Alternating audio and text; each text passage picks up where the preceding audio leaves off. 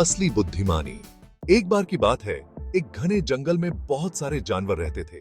उनमें से लोमड़ी सबसे चालाक मानी जाती थी। उसे अपनी बुद्धिमानी पर बहुत गर्व था और वह अक्सर दूसरे जानवरों को मूर्ख बनाने के लिए चालें चलती रहती थी।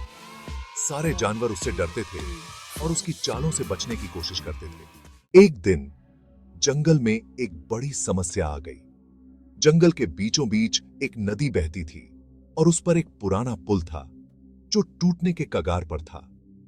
सभी जानवर उस पुल से नदी पार करते थे, लेकिन अब वह पुल इतनी कमजोर हो गया था कि कोई भी जानवर उसे पार करने की हिम्मत नहीं कर रहा था।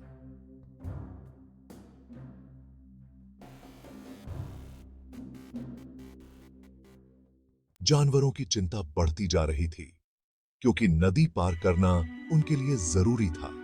सभी जानवर मिलकर एक समाधान ढूंढने की कोशिश करने लगे, लेकिन किसी को समझ में नहीं आ रहा था कि क्या किया जाए। तभी लोमड़ी आई और बोली, मैं सबसे बुद्धिमान हूं। मैं एक चालाक योजना बनाकर इस समस्या को हल कर दूंगी। लोमड़ी ने सोचा कि वह चालाकी से एक अस्थायी पुल बना देगी ताकि बाकी जानवरों को उसकी बुद्धिमानी की तारीफ करनी पड़े। उसने बहुत प्रयास किया, लेकिन उसका पुल कमजोर था और जल्दी ही टूट गया। सारे जानवर घबरा गए और परेशान हो गए। तभी जंगल का सबसे शांत और सरल जानवर हाथी आगे आया। उसने कहा, समस्या का हल जल्दबाजी या चालाकी में नहीं है, बल्कि धैर्य और मिलकर काम करने में है। अगर हम सब मिलकर कोशिश करें तो हम एक मजबूत पुल बना सकते हैं। सभी जानवरों ने हाथी की बात मानी और मिलकर एक मजबूत और टिकाऊ पुल बनाने में जुट गए।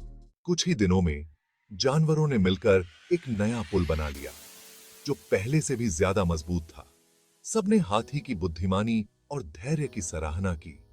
लोमड़ी को अब समझ में आ गया कि असली बुद्धिमानी चालाकी में नहीं, बल्कि दूसरों के साथ मिलकर काम करने और धैर्य से सोचने में होती है।